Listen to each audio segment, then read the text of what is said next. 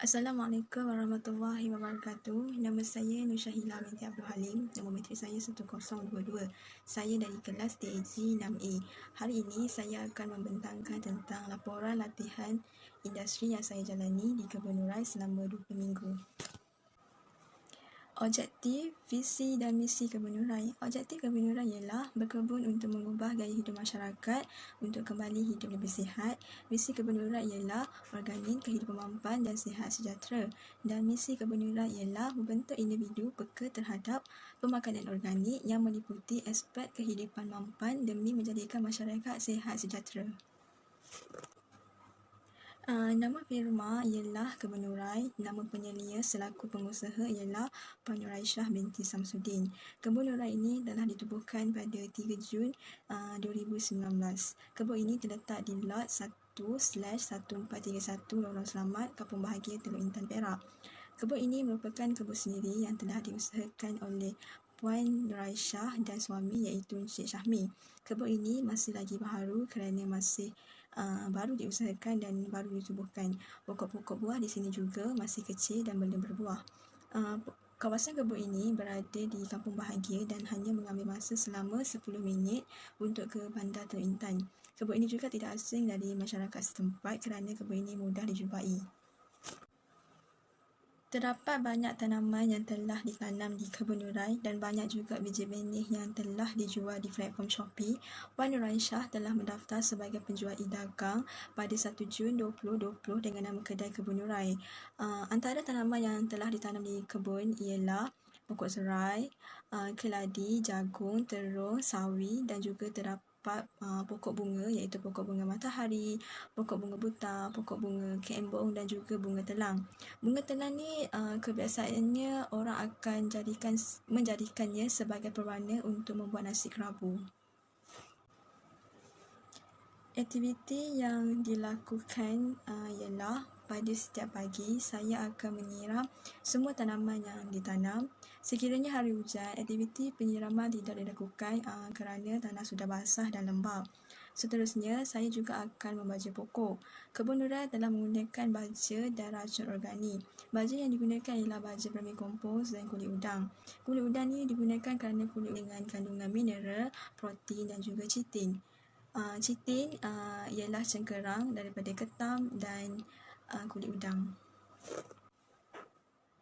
Chitin ini memberi kebaikan kepada pokok dan menjadi baja semula jadi yang akan menyerap zat nutrien.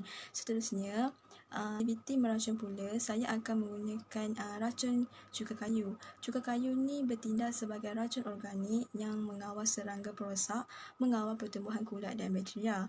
Cuka kayu ini juga akan mempercepatkan proses kompos untuk mereput. Fungsi cuka kayu ini adalah untuk menyekat pembentukan telur, larva dan pupa. Seterusnya ialah tanaman bayam merah. Pertama sekali, semaian biji benih dilakukan. Biji benih bayam separa merah telah disemai dalam bekas semaian yang mengandungi tanah pimos dan disiram. Selepas 2-3 hari, percambahan biji benih mula kelihatan di dalam bekas semaian. Seterusnya ialah memindahkan anak pokok bayam ke dalam tray semaian. Anak pokok bayam telah dipindahkan ke dalam tray semaian satu persatu dengan berhati-hati. Dan akhir sekali adalah memindahkan anak pokok bayam ke tanah kebun ataupun batas kebun selepas anak pokok bayam merah telah mengeluarkan 4 hingga 5 helai daun. Slide seterusnya adalah tanaman cili. Biji benih cili telah disemai dengan menggunakan kaedah yang sama seperti bayam, iaitu menyemai dalam bekas semaian yang mengandungi tanah pimos dan disiram, dan kemudian memindahkan anak pokok cili ke dalam polybag yang mengandungi tanah campuran. Tanah diisi setiap satu polybag dan anak pokok bayam dipindahkan secara berhati-hati agar tidak merosakkan akar. Slide seterusnya adalah proses penghasilan vermikompos. Bahan-bahan yang digunakan ialah bahan kering ataupun kompos rumput. Kedua ialah tanah asal cacing.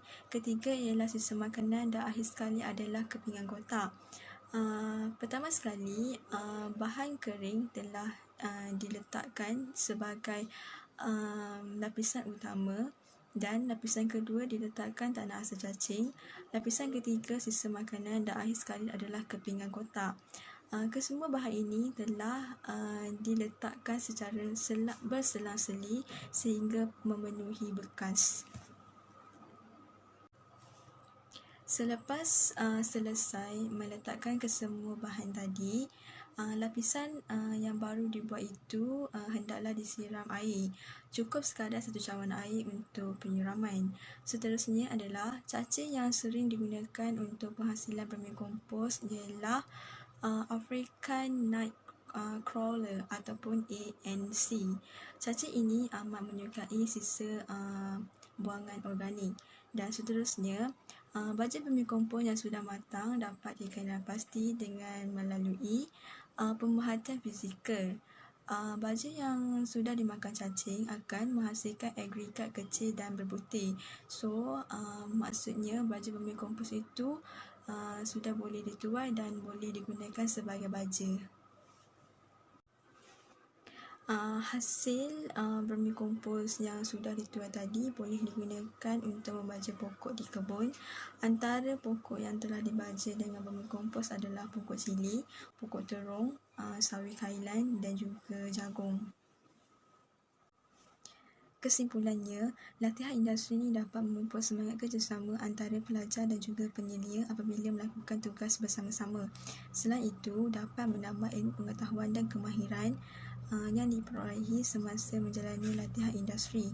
Akhir sekali, dapat memberi peluang dan ruang kepada pelajar untuk merasai alam pekerjaan sebenar. Sekian, terima kasih.